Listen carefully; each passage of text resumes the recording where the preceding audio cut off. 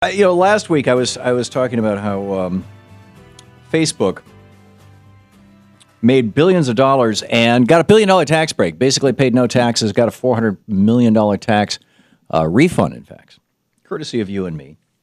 And they did it through this: let's compensate our executives with stock options and make that tax deductible, and then those executives convert those stock options to pay.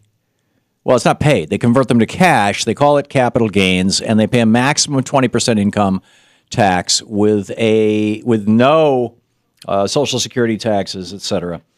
And basically, this is one of those sweet little tax loopholes that if your corporation's big enough, and maybe this is just sour grapes. I don't know. I've got a small corporation with a half a dozen employees, and my CPA tells me that there's no way that if I was to say, oh, look at this, my corporation has shown a profit, let's declare a dividend. I'm going to take my income as dividends and pay 20% income tax. He said I'd end up in jail. But Mark Zuckerberg, he can do that. This is called gaming the system. Chuck Gallagher's on the line with us. He's the CEO and author of Second Chances, Transforming Adversity into Opportunity. His website, chuckgallagher.com. Chuck, welcome to the program. Hi, Tom. How are you today? Fine. I am strongly of the opinion that things like this, or like the oil depletion allowance, which the oil companies say, well, as we pump the oil out of the ground, this well becomes worth less and less, so we should get a tax break. And I say, every year that I get older, I'm worth less and less. Eventually I'll have to retire. So shouldn't I get an age depletion allowance? But no. Oil companies get it. I don't. You don't. Isn't it time for us as a people, the United States, the citizens of the United States, to say enough already of the buying of our politicians and buying of legislation by fat cats like the Koch brothers and ExxonMobil and, in this case, Facebook? Well, here's the thing. You got a great question. Is it time to change? And the answer to that is probably yes. But at the same time, you have a small company, and so do I, Tom, but you can't fault Mark Zuckerberg for complying with and following what people in the United States Congress have written as the tax law and comply with the law of the land. I'm not. I'm faulting, frankly, the 5 justices on the United States Supreme Court who say that money is the same thing as speech, and therefore Zuckerberg's corporation can spend millions of dollars hiring lawyers and hiring lobbyists. And frankly, it wasn't Facebook who came up with this. This has been in tax code since the Reagan administration. This was a major change, in fact, that was brought to you courtesy of a Republican Congress and Ronald Reagan's presidency, that prior to that time, you could not compensate executives with stock, and the maximum compensation for a CEO is $1 million, and beyond that, you could compensate them, but you couldn't deduct it.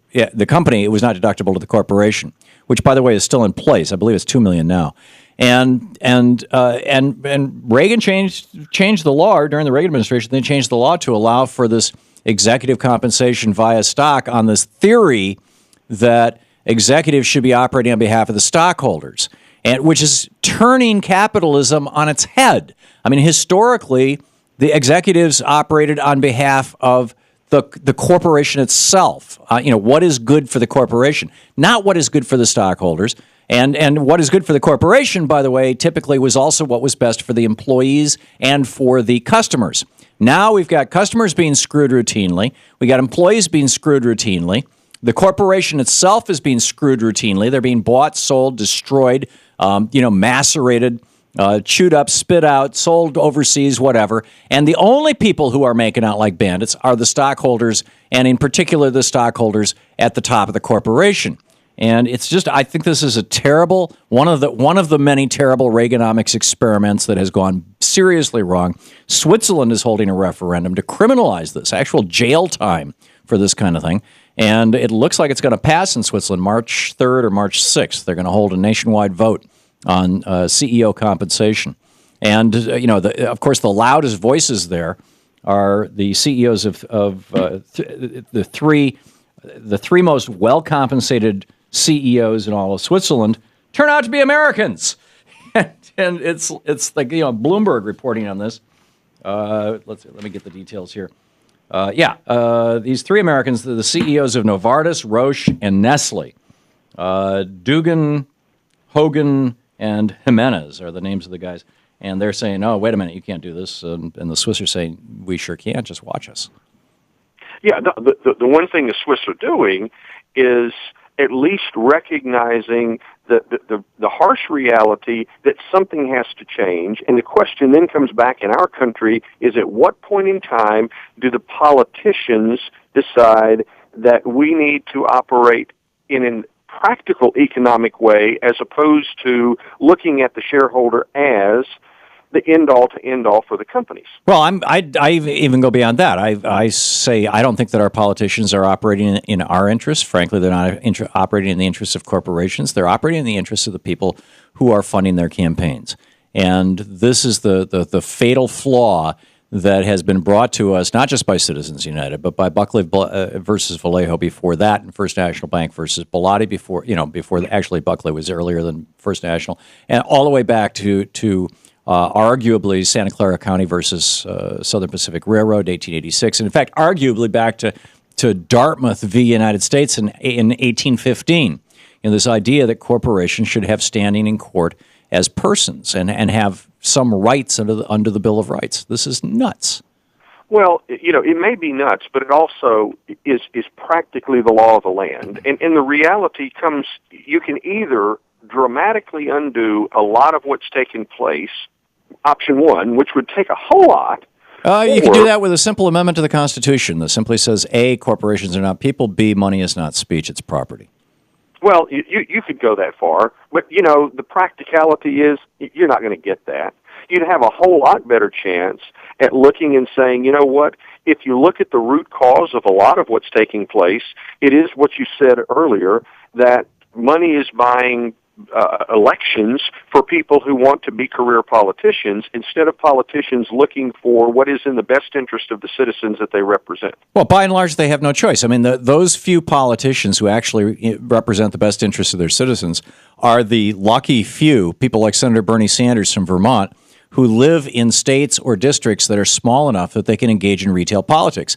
Senator Sanders lives in a state with 600,000 people in it, and he's been in politics there for 20 years. He has probably met and shaken the hands of every single person in Vermont. I lived there for 10 years when he was my state representative, or my federal, United States member of the House of Representatives, and attended a couple of events that he put on just because he was ubiquitous. I mean, Bernie was everywhere.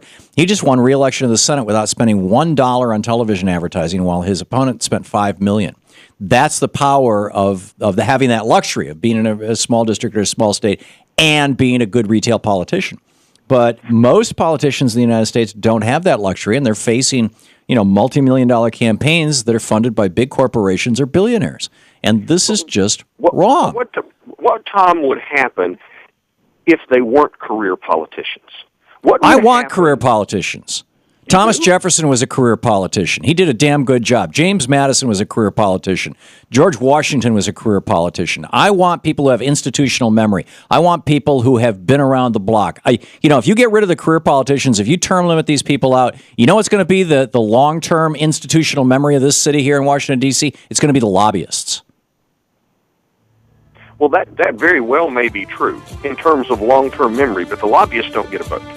No, they don't, but they will become the person to whom all the new politicians turn to say, how does this place work? What do I do? So, anyhow, that's my take on it. But Chuck Gallagher, an interesting conversation, chuckgallagher.com. You can check it out, author of Second Chances, Transforming Adversity into Opportunity. Thanks, Chuck, for dropping by.